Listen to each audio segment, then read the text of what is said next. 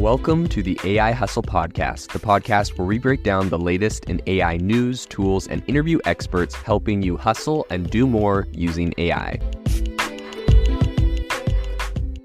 If you've been following the podcast for a while, you'll know that over the last 6 months, I've been working on a stealth AI startup. Of the hundreds of projects I've covered, this is the one that I believe has the greatest potential. So today I'm excited to announce AIBox. AIBox is a no-code AI app building platform paired with the App Store for AI that lets you monetize your AI tools. The platform lets you build apps by linking together AI models like ChatGPT, Midjourney, and 11 Labs. Eventually, we'll integrate with software like Gmail, Trello, and Salesforce, so you can use AI to automate every function in your organization.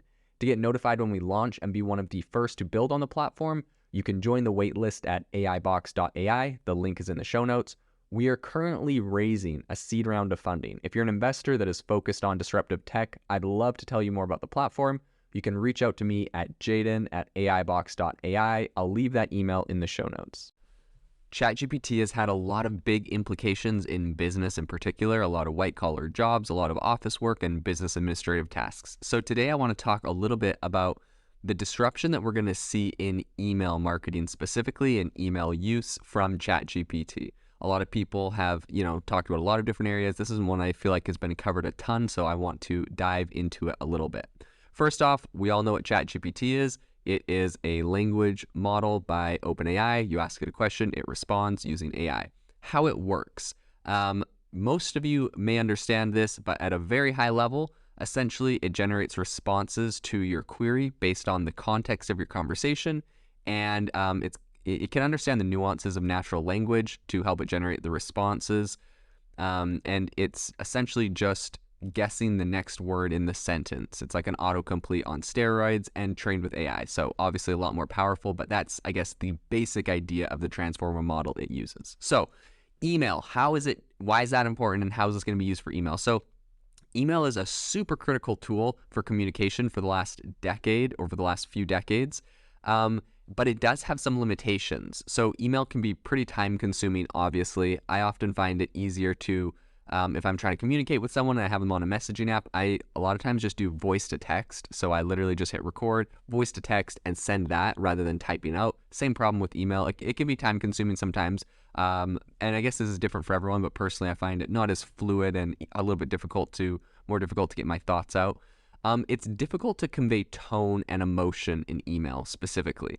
Sometimes you send off an email and you're like, dang, like, did I come off like too aggressive or like too timid, or like, are they gonna, should I have used like a more emojis, or like not used an exclamation point instead of a period, whatever. I know it sounds silly, but honestly, like, that is one of the drawbacks to email and all text communication is kind of getting that tone and emotion right. Sometimes you just say something and you're like, oh man, I came off in a way I didn't want to come off in. So that's actually one area that I believe ChatGPT is going to absolutely kill it at, and that is specifically when you are using ChatGPT for writing emails, for email responses. You're able to do a ton of different things, but one of them specifically is get it to write emails in the tone of X, Y, and Z. So, you could be like, send a serious email about this, or, send a friendly email about this, and ChatGPT is going to get that tone right every time. It's honestly, that's one thing that it's super, super good at. And so I think that's one area that we're going to see ChatGPT disrupt email. Emails will actually get better because as you use it in your email automations, it's going to be able to get the tone right. So another thing that I've seen, a lot of different companies doing is building like Google Chrome plugins essentially that are kind of like helpers for your email. So you jump into an email, you have this Google Chrome plugin that plugs into ChatGPT or, OpenAI's DaVinci model. You hop on and essentially it can read the email and it can write a response. I forecast seeing essentially people just hook this thing straight into their email so that you go to bed, you wake up in the morning, any emails that you got, it automatically read them, wrote its best reply, saved them to the drafts. You go through, scroll through, read them. It does it in your tone of voice. And you can just click send on any ones that you want. If you're like, oh man, it missed this little tidbit, you edit it, send it. So I honestly think that, automating all your email responses is going to be massive. And this is literally going to hit every single area of business, right? From the CEO all the way down to a new intern, they're going to be able to use these email automations and the software to completely just automate all of that communication and all of that fluff that they otherwise would have to do. So something interesting is that I think we're gonna see soon, but I haven't seen any software specifically doing it, is sending automatic replies, right? Like in the example I just mentioned, you get it to read and write the reply and save it in your drafts so you can review it and send it. I believe people are going to get this thing hooked up to automatic replies. You can see what the drawback, what people are worried about, right? It could say anything, send an email, and it said something bad, and all of a sudden now you look ridiculous. And it's like, oh, sorry, that was just ChatGPT automatic replying. Then people are like, wait, you just used a robot to email me? And that makes you look even worse. So that one's going to be a little bit tricky, but I know people are going to hook that up. I mean, it's just the automation and the power it has to write things is so good. They're going to have to set really strict rules, I think, on what types of replies. Honestly, for customer service, I think this will be pretty big, because if you have, 10 problems that people commonly have with your product, your software, your service, number one, you should probably get those 10 things fixed. But for the customer service team, they're going to be able to write canned responses. So like if someone has this problem, write them a response like this, make it kind of personalized to them. If someone has this problem, write a response like this. So you could have these kind of like ChatGPT AI models or AI, chat model things built out essentially. So for customer service, this thing is going to be really good. And I forecast people are going to just use this to automatically reply to people. And I think that's going to be a really big thing. Like in the same thread, essentially for customer service, I think it's going to be used for frequently asked questions as well.